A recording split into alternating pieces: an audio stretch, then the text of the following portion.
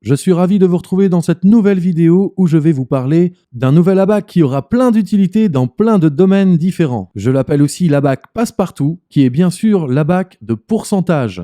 Alors pour commencer, voici quelques explications concernant l'utilité de cette planche. Eh bien ceci est très simple. Nous allons pouvoir utiliser cette planche. Pour commencer, nous l'utiliserons pour mesurer le taux de connexion à un objet, un lieu ou une personne. Car ceci doit devenir un automatisme avant d'effectuer tout travail de recherche. Ensuite, nous pourrons l'utiliser pour chercher la valeur en pourcentage de toute chose. Pour exemple, le taux de pollution d'un objet, d'un lieu ou d'une personne, savoir si un traitement peut correspondre ou non. L'utiliser également pour confirmer ou pour valider une réponse à une question posée, par exemple pour les voyants, les médiums, les énergéticiens, les géobiologues, en lithothérapie, en phytothérapie, ou encore même en naturopathie.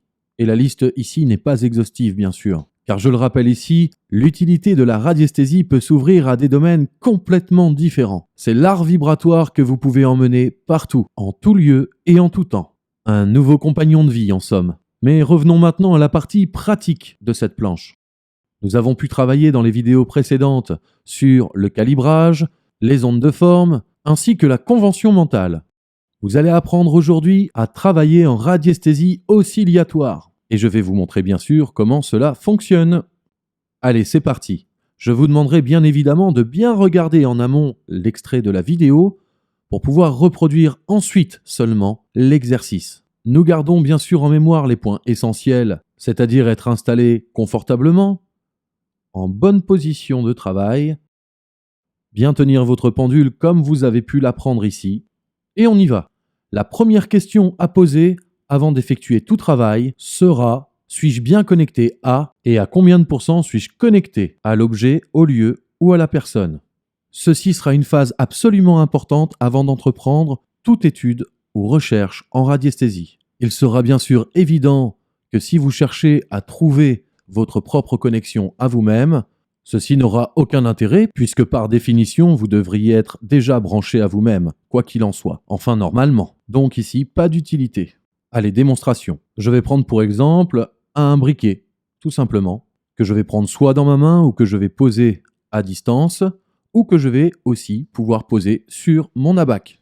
Je peux également simplement le toucher. Comme vous pouvez le voir sur cette planche, en haut à droite, vous avez un demi-camembert coupé en deux, avec à gauche non et à droite oui. Je vais donc me placer au-dessus de ce demi-camembert avec mon pendule. Je vais également faire en sorte de bien me centrer sur moi-même et je vais poser la question tout simplement, suis-je bien connecté à ce briquet? Je donne une impulsion à mon pendule et j'attends la réponse.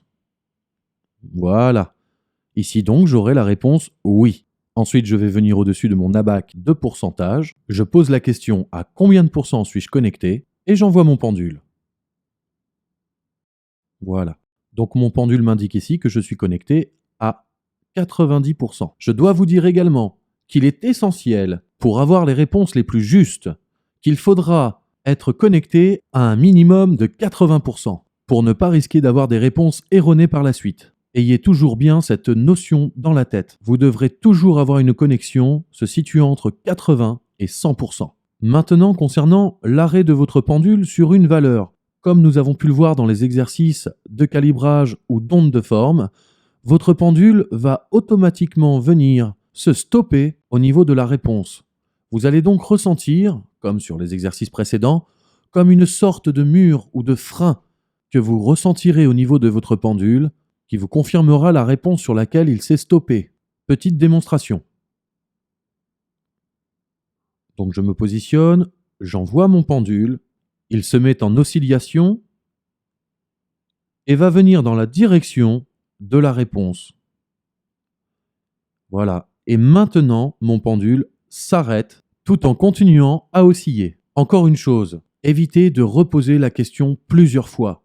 Suis-je bien connecté? Oui, à combien de pourcents? Oh ben mince alors, je ne suis pas sûr de ma réponse. Alors je vais recommencer. Plus vous fonctionnerez comme ça, et moins vous aurez confiance en vous. Et si vous avez moins confiance en vous, eh bien, vous risqueriez d'y perdre tout intérêt. Alors vraiment, s'il vous plaît, faites-vous confiance. Au début, même si les réponses ne vous semblent pas correctes, laissez-vous aller. Ne vous bridez pas. Vous aurez de toute façon 1001 façons de vous valider à long terme. Donc no stress. Cette vidéo est maintenant terminée et je vous demanderai encore de bien mettre en application tout ce que je vous ai montré ici. Et je vous souhaite un bon exercice. Rendez-vous dans la prochaine vidéo.